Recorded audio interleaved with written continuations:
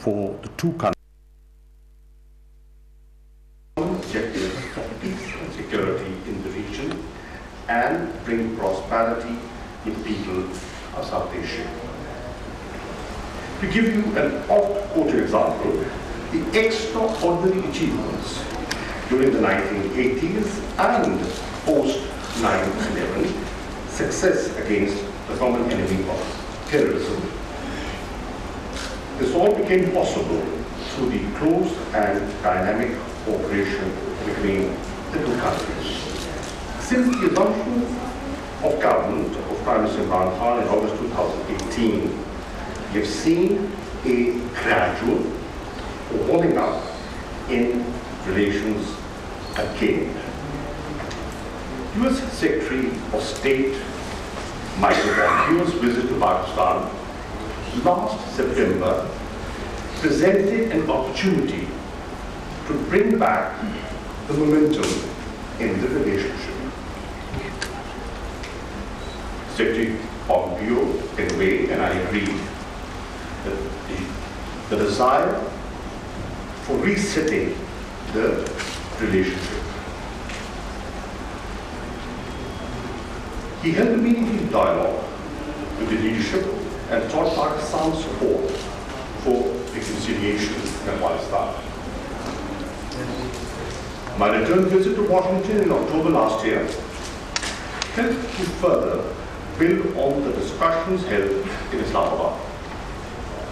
I had useful and productive discussions with Secretary Pompeo and National Security Advisor, Mr. John Bolton. My interactions on the Capitol Hill helped to share Pakistan's foreign and domestic policy priorities.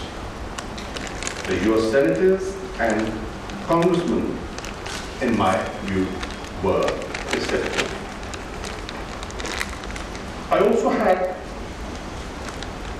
an opportunity to address at a think tank called USIP in order to reach out to the wider circle of opinion makers in Washington. My conversation with the media was aimed at building Pakistan's narrative and countering propaganda. Overall, the visit enabled us to reconnect with Washington and lay the foundation for the forthcoming visit of the Prime Minister. The visit of Senator Lindsey Graham to Pakistan in January 2019, whom I also met in Washington, further built up The momentum for leadership interaction between the two countries. He also contributed to enhancement of bilateral trade ties. Now, President Trump has invited the Prime Minister to the White House.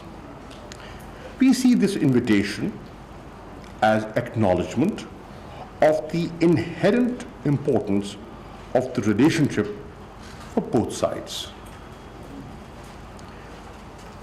Preparing for this important visit, I would like to highlight the following objectives that we wish to achieve from the visit.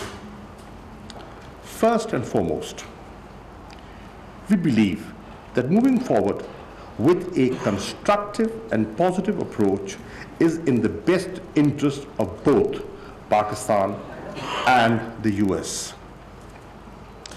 It would therefore be appropriate to work for broader engagement from Afghanistan to bilateral issues, economic and trade cooperation, to peace and stability in South Asia. Secondly, we are mindful of the US priorities regarding Afghanistan.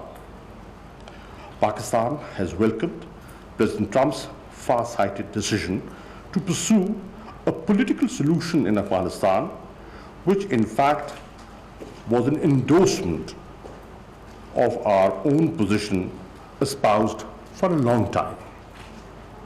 Pakistan has been facilitating the US-Taliban talks in good faith. underscoring that it remains a shared responsibility.